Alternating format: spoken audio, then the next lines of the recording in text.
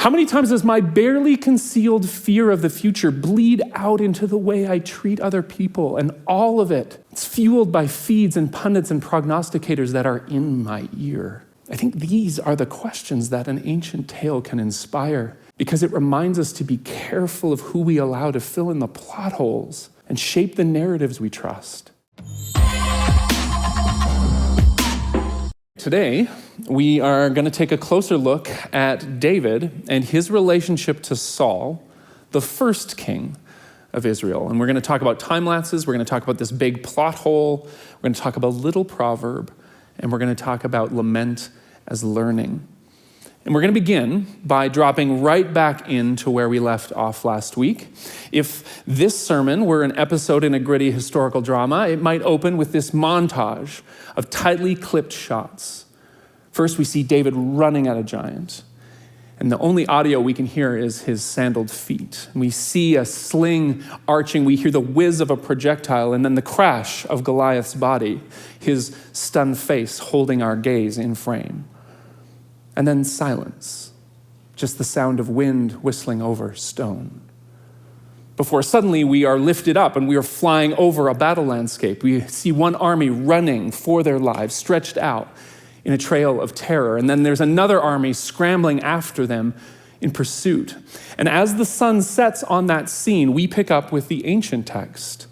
1 Samuel 18 describes how when the men returned home after David had killed the Philistine, the women came out from all the towns of Israel to greet King Saul with singing and with dancing, with joyful songs, timbrels, and lyres. And as they danced, they sang, "Saul has slain his thousands, David his tens of thousands." This made Saul very angry. This refrain displeased him greatly. And from that time on, Saul kept a close eye on David. And this is where we pick up. Right here, on the same day that David becomes David, the sitting king becomes suspicious of him. I think it's actually important that we imagine Saul glaring warily at David through the celebrating crowd. Now, if you continue to read 1 Samuel carefully, it can feel like the narrative jumps around a lot. We're going to see David become one of Saul's most trusted captains. He's actually become the king's son-in-law at one point. And over a number of chapters, and surely some glossed over years, Saul becomes more and more afraid. David is one of Saul's closest attendants and family member in one moment, and in the next, Saul's trying to kill him. David wins more accolades. Saul keeps sending him on missions, hoping that someone will kill that guy. Spoiler, never works. Now, all that happens is that the anger and the fear that Saul felt that day that Goliath died, it only seems to intensify.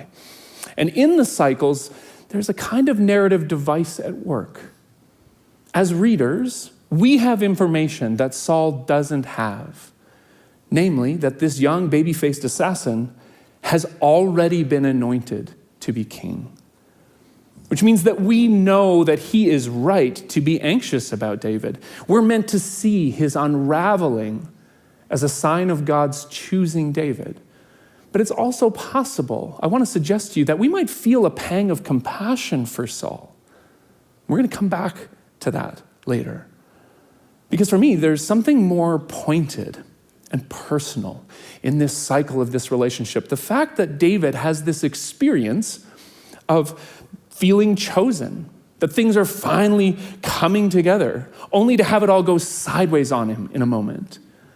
He must have felt that fate was kind of pulling his way, that he was kind of having control of his own story, only to end up feeling like he might be a pawn in someone else's.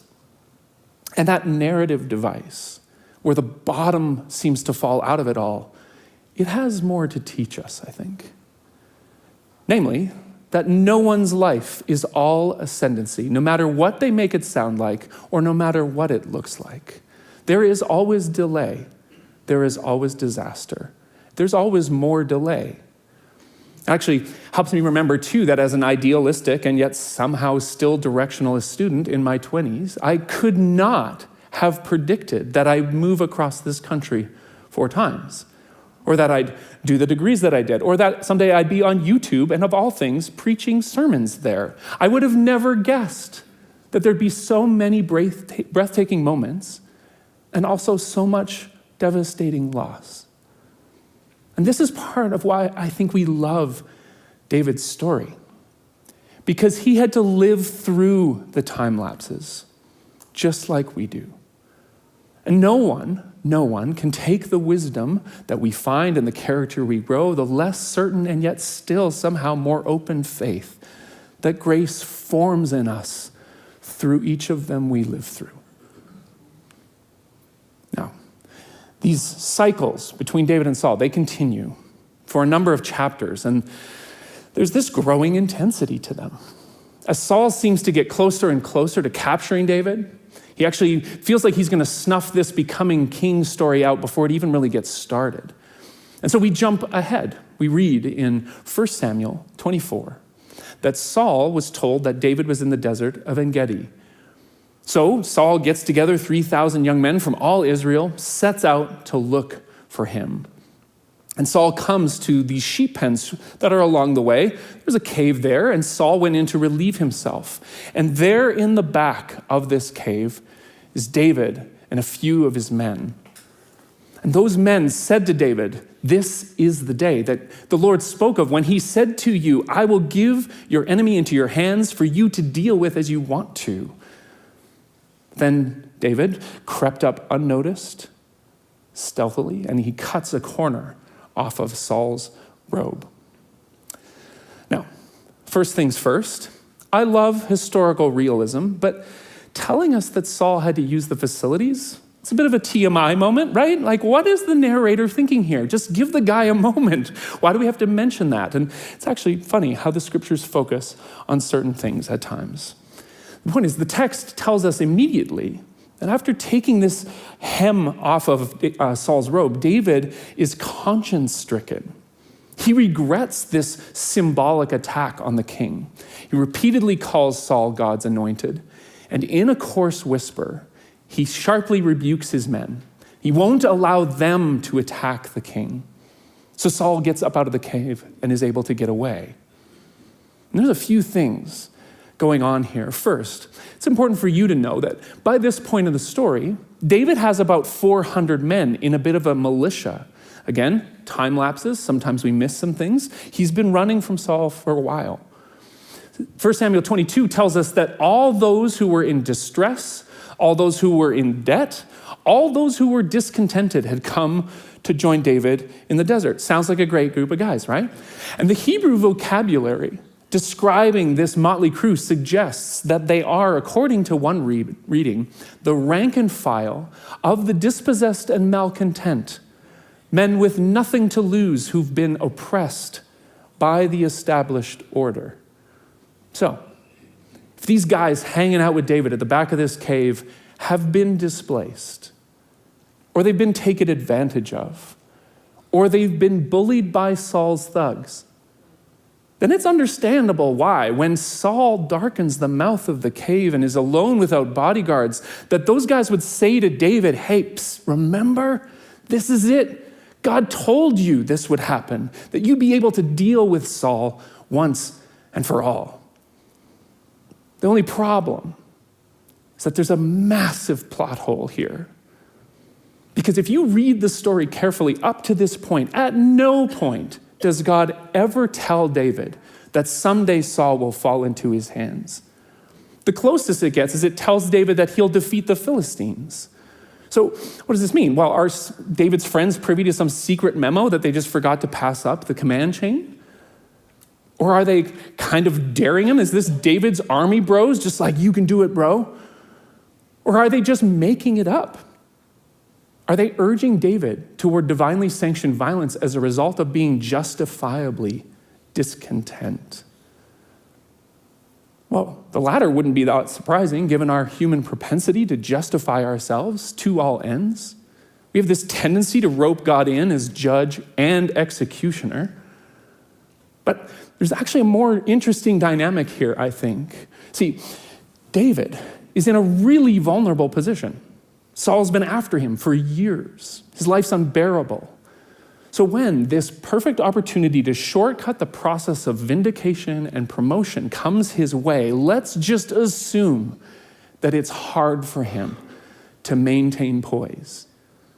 That it was hard for him to not compromise his values, to not surrender his respect, whatever might have been left of it, for what Saul had done for him as a young man. It must have been hard for him to not break his deep and enduring trust in the God that had made Saul king.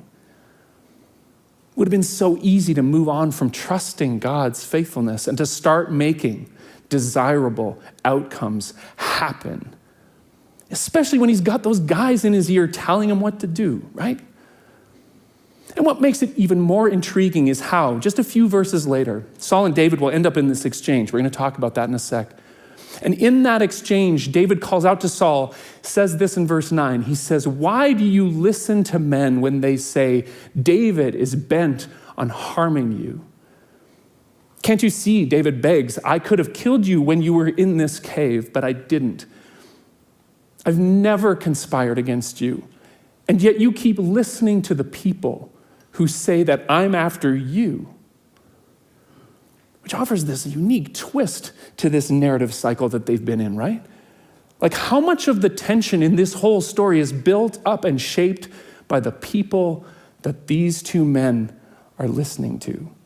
I mean, the drama between them, it might be a bit more complicated than that, but I really do think there's this subtle observation made about the forces that so often turn us against each other. I mean, think about it. I mean, how many times does the insecurity and tension in our current partnership, how often is that informed by the cruel things someone else said years ago? How many times do we assume something about someone in our work or someone in our family, and we pull away from that person simply because those around us make assertions and hold grudges and tell one-sided stories about that person? How many times, if I'm honest, does my anxiety, does my low-level rage, it's still low-level, guys, I promise. How many times does my barely concealed fear of the future bleed out into the way I treat other people? And all of it, it's fueled by feeds and pundits and prognosticators that are in my ear. I think these are the questions that an ancient tale can inspire, because it reminds us to be careful of who we allow to fill in the plot holes and shape the narratives we trust. Now, I've got to circle back. Here in the story, David, remember, he cuts that portion off of Saul's robe and he lets the king go. And as Saul walks down the valley to his troops, David calls out to him. He actually bows to the ground. He honors Saul as God's king. And we end up with this really stylized exchange between the two characters. It makes David look really moral and upright. Saul, not so much. He looks defeated and forlorn, and his garments don't go all the way to the ground. It looks terrible, actually.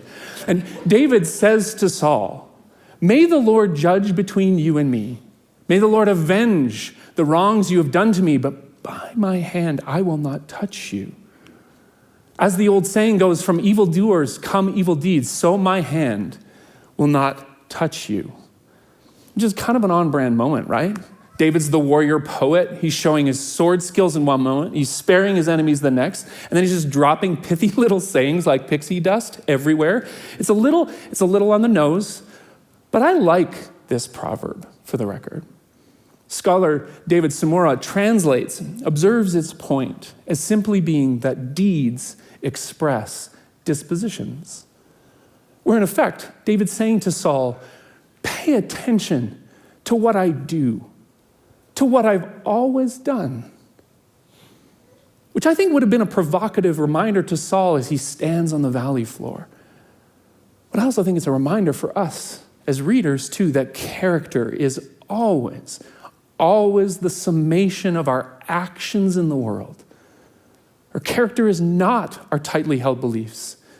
It's not our well-intentioned words. And that's a compelling truth to take with us into the rest of David's story, because he is a complex figure. His actions will reveal what Ellen Davis calls the psychological depth of his character. And it's a depth that leans into the dark side of humanity for sure. And the scriptures will not hide it from us. They don't obscure how David's true colors, they often hold a host of contradictions, just like yours and mine do. And I think that the wisdom of this little proverb is meted out over David's entire life as it is for ours. And I think we should take some consolation that character is cumulative. That like David, we can't be reduced to our worst decision or our harshest word or our most regrettable episode. We can today and tomorrow, we trust, begin the Spirit-inspired work of building character.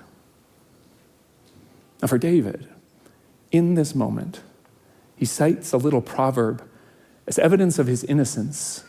And the wisdom of it, it cuts straight to Saul's heart.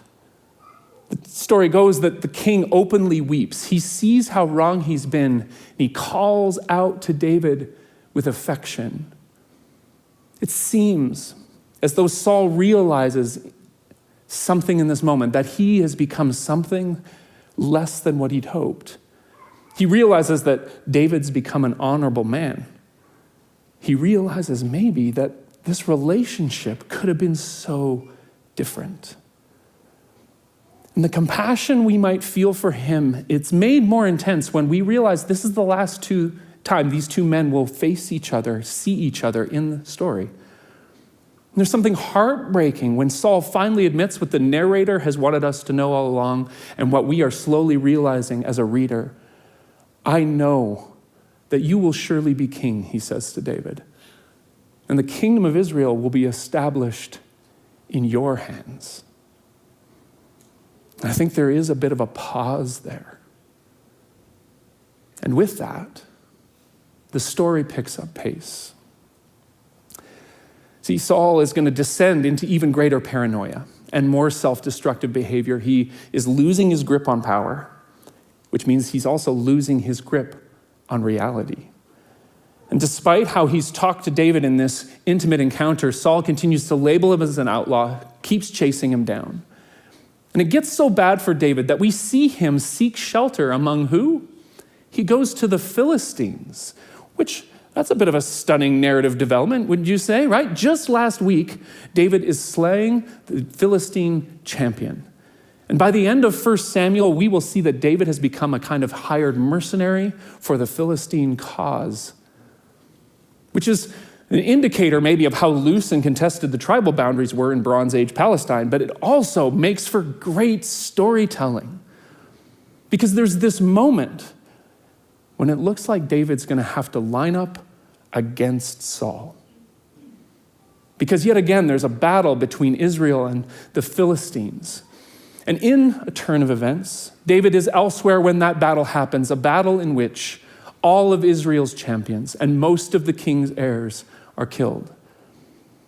And in that battle, we see, having lost so much and completely surrounded by enemies, Saul falls on his own sword to avoid being captured.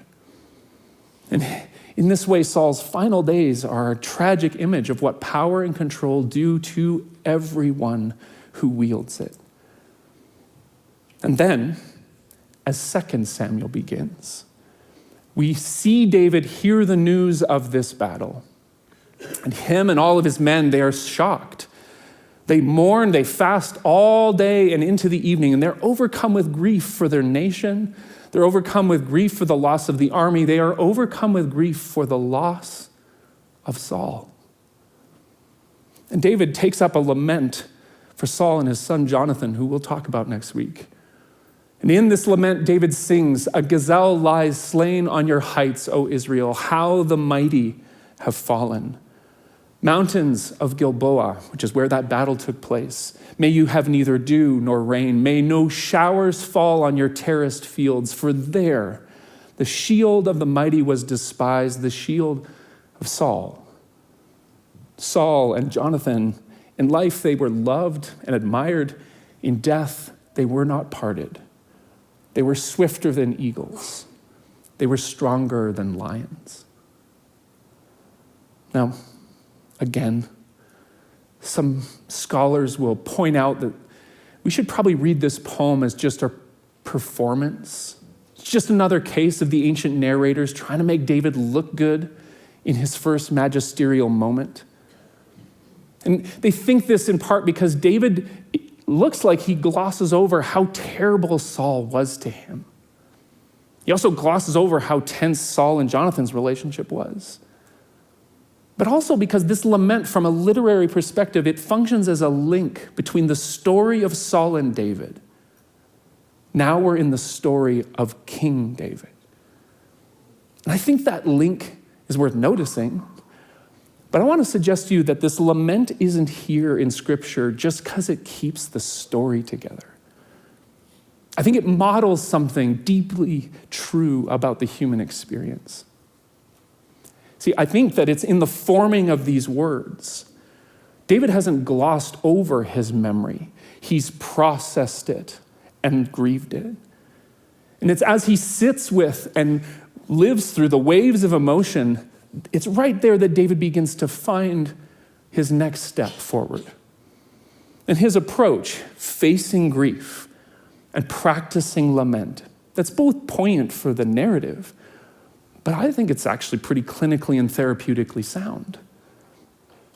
Why do I think that? Well, because I think there's a model here for anyone who's ever had to honor a complicated past, just like David had to with Saul, right?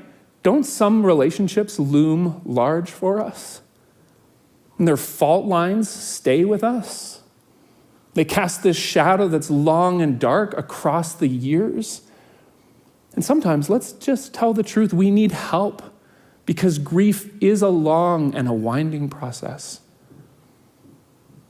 But there's also a model here for you if you've had to lament lost time, if you've ever had a missed opportunity. God knows that's all of us. Or if there's ever been a situation that's out of your control, if you've ever had to reconcile yourself to the if-onlys.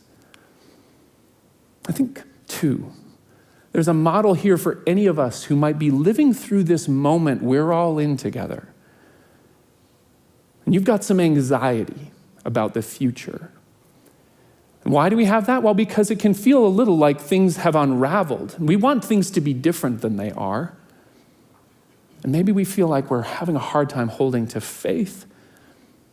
We don't know what else we can do. And I don't know about you, but I feel like in me, there can be this tendency to lash out in moments like this and cast blame and grow hard with anger and despair.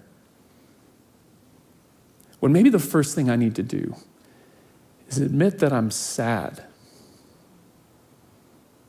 Admit what I've lost. Admit where there's so much longing. And maybe you can write a lament for yourself, for the world this week. Because what I think David's response shows us is that lament is a form of learning. There is a kind of grieving that leads us into new becoming. It's the kind of grief that honors all of the time lapses in your life. It's the kind of grief that grounds you, reminds you of God's quiet, persistent presence in those who are right beside you, offering care and support. It's the kind of grief that bears witness to who you've been and then opens you up to new beginnings. Let us trust this week.